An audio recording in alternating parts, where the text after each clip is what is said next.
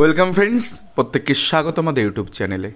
যে সমস্ত ভিউয়ার্সরা প্রথমবার চ্যানেলটি দেখছেন তারা অবশ্যই চ্যানেলটি সাবস্ক্রাইব করে দেবেন এবং চ্যানেলের পাশে থেকে বেল আইকনটি প্রেস করবেন, যাতে এই ধরনের খবরাখবর সবচেয়ে আগে সবচেয়ে দ্রুত আপনাদের কাছে পৌঁছে যায়। তো আজকে যে বিষয় নিয়ে আলোচনা করব সেটা হচ্ছে প্রাথমিক শিক্ষা পর্ষদের দেওয়া 3 পাতা রিপোর্ট নিয়ে।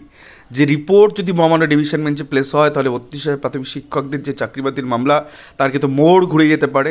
সেই সাথে 5,845 পাতার ডকুমেন্ট তৈরি করলো বঞ্চিতরা, যারা এই প্যানেলে দীর্ঘ 8 বছর ধরে বঞ্চিত হয়ে বসে আছেন, এবং কান পাতলেই 32,000-এর ফলাফল কী তা কিন্তু অনুমান করা সম্ভব। তো চলুন গোটা বিষয়টা শুরু করা যাক।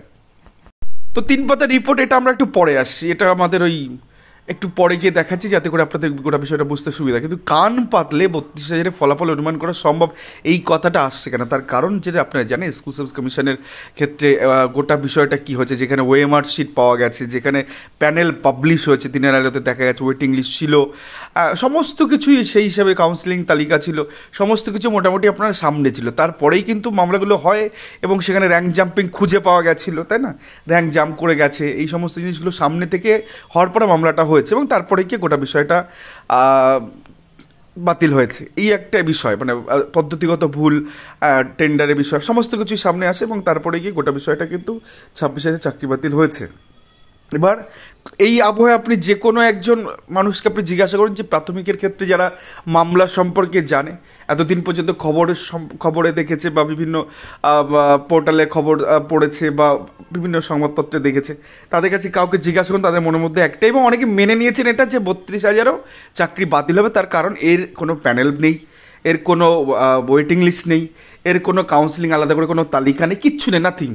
তো সেই জায়গা থেকে একটা অন্ধকারের হাতের SMS-এর ভিত্তিতে নিয়োগ করা, মানে SMS ভাবতে পারছেন, SMS যার নিয়োগপত্র তার, এরকম যদি একটা ব্যাপার দাঁড়ায়, ইমেলে ঢুকছে সমস্ত কিছু, এগুলো একটা মানে কি বল, হাইড অ্যান্ড সিক ব্যাপার আর কি, চোর পুলিশ খেলার মতন ব্যাপারে নিয়োগ করা হয়েছে। তো গোটা বিষয়টা জানেন। তো এই যে যেটা দেখতে পাচ্ছেন, এটা বঞ্চিতদের তরফের থেকে রেডি করা, আর 5,845 পাতা কারা করেছে, কোন অ্যাডভোকেট করেছে, কিভাবে এটা যাচ্ছে, এগুলো নিয়ে আমি ডিসকাশন করবো না, কারণ মামলার ইয়ের মধ্যে রয়েছে। এখন বিষয়টা হচ্ছে, যেটা বলার বক্তব্য, যে 151 পাতা ইন সার্ভিসদের তরফ থেকে আর্গুমেন্টটা কী হচ্ছে, 151 পাতা একটা ডকুমেন্টে পদ্ধতিগুলো দেখানো হয়েছে, এটা হয়েছে, এটা তাই হয়েছে, এটা অ্যাপ্লিকেশান, এটা ফর্ম ফিল আপ, এটা এটা এটা অ্যাডমিট কার্ড, এটা মানে তাদের আর্গুমেন্টে তাদের যে কম্পাইলেশনটা রেডি করা হচ্ছে 151 পাতার, নাথিং, কিচ্ছু নেই যেগুলো প্রিভেন্ট করবে এই 5,845 পাতার ডকুমেন্টটাকে। মানে কোথায় 151 ভার্সেস 5,845 পাতা, কী করে মশাই আপনাদের টিকে থাকবে? খুব মুশকিল। তো কোনো একটা, ইভেন আরও যেগুলো আর্গুমেন্ট চলছে, কোথায় রিজার্ভেশন পয়েন্ট নিয়ে কোনো আলোচনা নেই, কেন ওভারসিটে নিয়োগ হলো তার আলোচনা নেই, কেন এক্সেসিভ অ্যাপয়েন্টমেন্টটা তো বললাম, কেন টেট ফেল করে চাকরি তাদের কোনো কিছু, মানে যেগুলো অ্যাকচুয়ালি এই প্যানেলটাকে বাঁচাতে পারতো বা পারবে, সেই আর্গুমেন্টও নেই, সেই ডকুমেন্টও নেই যেটাকে কাউন্টার করে রাখবে। তো কান পাতুন না, কান পাতলে এর অবস্থান আপনি বুঝে যাবেন যে কি হতে চলেছে এই মামলা। আপনি যারা অ্যাকচুয়ালি বিষয়গুলো বোঝেন, জানেন, 26,000 ইয়ার সব কিছু ছিল, তারপরেও টোটালটা টার্মিনেট হয়েছে, সেখানে প্রাইমারিতে এখানে কিছু নেই, নাথিং। সেখানে একটা হজবড়লা নিয়োগ প্রক্রিয়া, কোনো কিছু আপনি সামনে থেকে কিছু পাবেন না, হ্যাঁ, কোনো নাম্বার নেই, কিছু নেই, একটা এরকমভাবে নিয়োগ হয়ে যাচ্ছে, কোনো প্যানেল নেই। যখন দিল সেটাকে, তখন আবার অন্য কায়দায় দিল, হ্যাঁ, ব্রেকআপ তালিকা বাতিল হয়ে যাওয়ার পরে আপনার এদিকে কাট অফ মার্কস প্রকাশিত। যাই হোক, আপনাদের কাট অফ মার্কস একটা গল্প শোনে, বলে আমরা 3 পাতা রিপোর্টে 3 পাতা রিপোর্টে একটা ঝলক আপনাদের দেখে। আপনি বলুন প্যানেলটা টিকবে কী করে? এই যে 07 হচ্ছে মুর্শিদাবাদের কোর্ট, এটা প্রাথমিক শিক্ষা পর্ষদের দেওয়া, যে দেখুন বোর্ডের এডুকেশনের দেওয়া আছে। জাস্টিস গাঙ্গুলির ভয়ে, কারণ এখন এই হাইকোর্ট অর্ডার করলে এই ধরনের রিপোর্ট ওরা দেবে কিনা সন্দেহ আছে। জাস্টিস গাঙ্গুলির ভয়ে ছোট্ট একটা অর্ডার করেছিলেন যে যারা মামলাকারী তাদের আপনারা জানান যে কে কত নাম্বার। 07 কোর্ট, এই ডিস্ট্রিক্টে মুর্শিদাবাদে এমডি ফিরোজ শেখ 16.134 পেয়ে চাকরি করছে জেনারেল এই নাম্বার। জেনারেল মানে আনরিজার্ভ, ওপেন ক্যাটাগরি, তো সবাই ওখানে লাস্ট নেম হচ্ছে 16.134। সেটাই যদি হয় তাহলে এইখানে তো সামান্য কয়েকজন মামলাকারী, একজনের নাম্বার দেখুন 17.5 543, কোথায় 16 কাট অফ জেনারেল, আর একজন ওবিসি এ প্রার্থী তার নাম্বার 17.543, পরের জনের নাম্বার 16.238, তারপরে একজনের নাম্বার দেখুন 18.205, তারপর 19.763, 17.523, 19.443, 16.35, এরা সবাই জেনারেল কাট অফ ক্রস করেছে। তাহলে এরা 8 বছর আস্থায় রয়েছে। আর 32,000 যারা চাকরি পেয়েছে তারা ফ্রেশ ক্যান্ডিডেট, সব বিশাল যোগ্য ক্যান্ডিডেট তারা। আর 19 পাওয়া, 17 পাওয়া, 18 পাওয়া ছেলেগুলো 8 বছর রাস্তায় থেকে গেছে। বিচারপতি এক ঝলকে রিপোর্টটা দেখবেন, যা রায় দেওয়ার দিয়ে দেবেন। কী করে আটকাবেন এটাকে? জেনারেল কাট অফ, আর এখানে কত ওবিসি, আপনি যার মুর্শিদাবাদ ওবিসি নিয়োগই হয়নি, আর এবার যারা জেনারেল কাট অফ ক্রস করে তাদের তো নিয়োগ দিবি না, সেটাও দিবি না, সেটাও তোরা দিলি না। তাহলে 8 বছর ধরে মুর্শিদাবাদের মতন একটা জেলায় ওবিসি এ, যেখানে ওবিসি এদের অনেকটা সংখ্যক ওবিসি এ সম্প্রদায় এখানে রয়েছে, তাদের একজনও নন টেন চাকরি পায়নি। ওবিসি বি নন টেন একজনও চাকরি পায়নি নন টেন। কী করে হয়? আর একে তো কাট অফ ক্লিয়ার করেছে, তুই চাকরি দিবি না কেন? কেন দিবি না চাকরি? তো এই ধরনের রিপোর্ট যখন প্রাথমিক শিক্ষা পর্ষদের কাছে, সরি মহামান্য হাইকোর্টের কাছে যাবে, মহামান্য হাইকোর্ট চোখ বন্ধ করে থাকবে? ওই যে বললাম, কান পাতলে কি শোনা যাচ্ছে, তার কারণ আছে। 26,000 সব ছিল গেছে, আর এখানে তো এরকম ভুড়ি ভুড়ি, ওই যে বললাম 5,845 কথা, ভাবতে পারছেন? এই ধরনের কম্প্যাক্ট রিপোর্ট বা এই সমস্ত অ্যানালাইসিসগুলো সমস্ত কিছু সেই রিপোর্টে দেওয়া আছে। কী করে সম্ভব, কী করে হবে? একমাত্র বাঁচার উপায় আজকে অন্তত আমাদের ছোট্ট চ্যানেলে আমরা বলে দিচ্ছি, যদি হয় 2009-এর মডেল যে ডিনোভো এক্সামিনেশন হয়েছিল, জাস্টিস আসর মান্তা স্যার সিঙ্গেল বেঞ্চে বসে, কোঅর্ডিনেট বেঞ্চে বসে, সেখানে কিন্তু পিটিশনারদের চাকরি দিয়ে দিয়েছিলেন। যে দুর্নীতি আছে পুরো গোটা প্যানেল বাদ দেবো, নাকি এখানে যারা পিটিশনার আছে তাদের একটা কাট অফ ডেট বেঁধে চাকরি দেবো? তখন ওই ডিপিএসসি থেকে এসে বলেছিলেন না না, প্যানেল বাদ দেবেন না, অনেকটা পুরনো নিয়োগ, এটা সেটা ওটা, আপনি পিটিশনারদের নিয়োগ দিয়ে দিন। পরে সেটা ডিভিশন বেঞ্চে সুপ্রিম কোর্ট যায়, আফেল করে, সেই রায় কিন্তু সুপ্রিম কোর্টও মেনে নেয় এবং পরবর্তী ক্ষেত্রে দেখা যায় ঢালাওভাবে নিয়োগ হয়।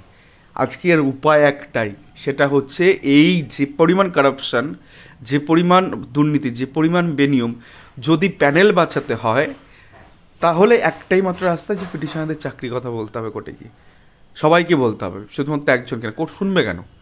কোর্ট তো বলবে এত বড় দুর্নীতি হচ্ছে, সিঙ্গেল বেঞ্চ অর্ডার হয়েছে, আমি শুনবো কেন? তো সেক্ষেত্রে এগুলো বলতে হবে। যদি এখানে ক্যান অ্যাপ্লিকেশনগুলোকে অ্যাকসেপ্ট করে নিয়ে, যেহেতু 8 পর্যন্ত অ্যাকসেপ্ট হচ্ছে, বাকিগুলো অ্যাকসেপ্ট হয়নি, পেন্ডিং আছে, তো সেগুলোকে অ্যাকসেপ্ট করে নিয়ে যদি বঞ্চিতদের একটা কিছু এখান থেকে রাস্তাতে একটা জায়গা, একটা সেটেলমেন্ট হয়, তাহলেই কিন্তু এই গোটা বিষয়ের বাস্তা। নাহলে এই ধরনের ছেলেমেয়ে ভাবুন না, 16.134 পেয়ে সে 8 বছর ধরে স্যালারি কত টাকা হিসাব করুন, 8 বছরের স্যালারি কত টাকা।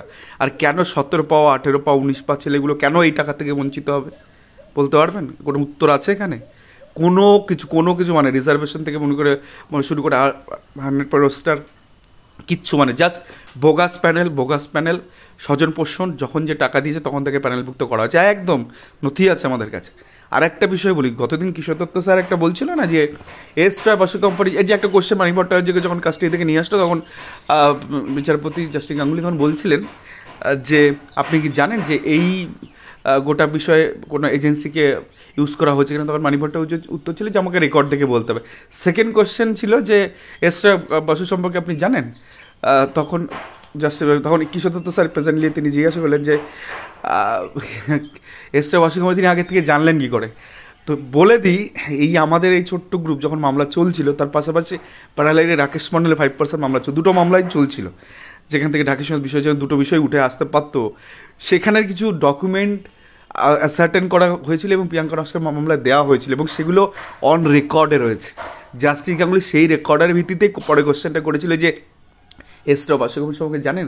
তো যারা জানেন না এই মামলায় এক্সট্রা বাসু কোম্পানির ফান্ডাটা, তাদেরকে এটুকু বলে দিই, এই মামলার সময় অলরেডি বাঞ্চ অফ ডকুমেন্ট আমাদের তরফ থেকে দিয়েছিলাম এই মামলার ক্ষেত্রে, এবং সেটা কিন্তু অন রেকর্ডে আছে। এই মামলা নাড়ালে ওখান থেকে পাওয়া যাবে এক্সট্রা বাসু কোম্পানি কী করে এসছে। তো এই ধরনের বিষয়, উনি পদ্ধতি নিয়ে প্রশ্ন তুলেছেন, তো পদ্ধতিটা কেন তিনি পরবর্তীতে কোনো একটা অর্ডারের ভিত্তিতে অ্যাপিল করলেন না? পুরো অর্ডারটা হয়ে যাওয়ার পরে দেন ইনি অ্যাপয়েন্ট হয়েছে ডিভিশনে, পদ্ধতি নিয়ে বলছেন যে পদ্ধতি তিনি করতে পারেন কি পারেন না, কিন্তু যেটা হলো আলটিমেটলি যে রেজাল্টটা এসছে, সেই রেজাল্টটা ঠিক না ঠিক সেটা নিয়ে আর্গুমেন্ট করছে না। তো যাই হোক, গোটা বিষয়টা পুরো একদমই পরিষ্কার জিনিস। যদি বাঁচাতে হয় সেক্ষেত্রে রাস্তা এই, আর এখান থেকে অন্য কোনো রাস্তায় না 5,800 টাকা কী করে ট্যাকেল করবে এটাই তো বুঝতে পারছি না। অসম্ভব ব্যাপার, অসম্ভব ব্যাপার একটা। এবং যা নথিপত্র রয়েছে তা অধিকাংশই প্রাথমিক শিক্ষা পর্ষদের দেওয়া নথি, এটা বাইরের থেকে হ্যান্ডমেড ওই ওরকমভাবে কিছু করা নেই। যা তথ্য প্রাথমিক শিক্ষা পর্ষদ দিয়েছে সেটাকে শুধু সিকোয়েন্সেস তুলে ধরা হবে যে এই এই এই এই এই এই হয়েছে এন্টায়ার এতগুলো বছর ধরে। অনেকে ভাবছেন আমার প্রথম অংশে তো কোনো দুর্নীতি নেই, লাস্টের দিকে দুর্নীতি হয়েছে, কিন্তু বিষয়টা হচ্ছে গোটা প্যানেল, গোটা নৌকা একটা, ফুটো সামনে হোক আর ফুটো পিছনে হোক সেই জল কিন্তু ঢুকবেই, আলটিমেটলি নৌকাটা ডুববেই, কিছু করার নেই। ব্যাপারটা সেরকম।